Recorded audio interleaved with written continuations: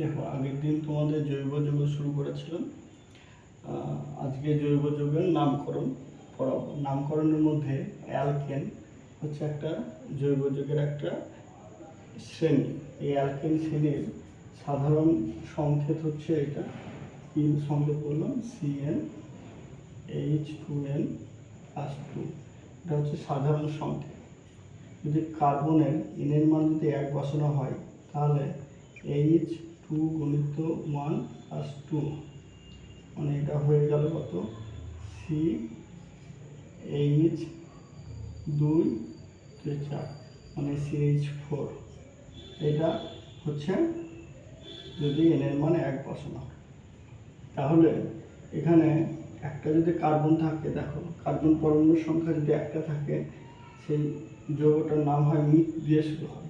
তাহলে হচ্ছে মিথ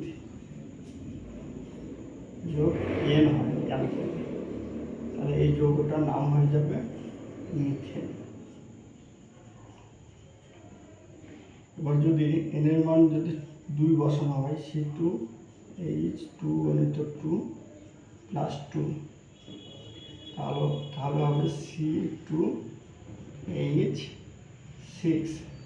দেখো এখানে কার্বন সংখ্যা 2, তাহলে এটার নাম হয়ে যাবে এটা ইথ যোগ এন সমান হবে ইথেন। যদি এরকম থাকে C3, দেখো এটা এভাবে থাকতে পারে CH3 CH2 CH2 আর CH3 এভাবে থাকতে পারে। এখানে কার্বন সংখ্যা কত? 1 2 3 4, 4টে কার্বন মানে বিউট।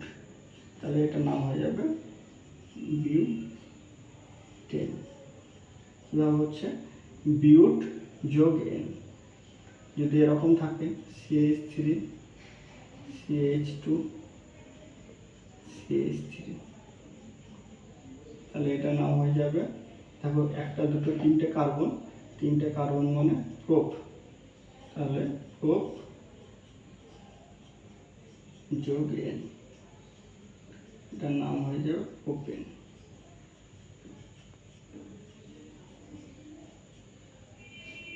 তোমাদের পরীক্ষায় এইভাবে কোশ্চেন আসতে পারে, কিংবা এইভাবে বলবে ইথেনের সংকেত লিখো, তখন তোমাদেরকে এটা লিখতে হবে। কেউ যদি এটাকে এভাবে লিখো CH3 বন্ড CH3, তার মানে এটা আর এটা সেম টু সেম একই জিনিস। এটা 2টো কার্বন আর 3টে 6টা হাইড্রোজেন, তার মানে এটা একই জিনিস। তাহলে আমরা সাধারণ সংকেত থেকে কিভাবে মিথেন, কিভাবে ইথেন লিখতে হয় বা ইথেনের সংকেত লিখতে হয় সেটা শিখলাম। আর কি শিখলাম?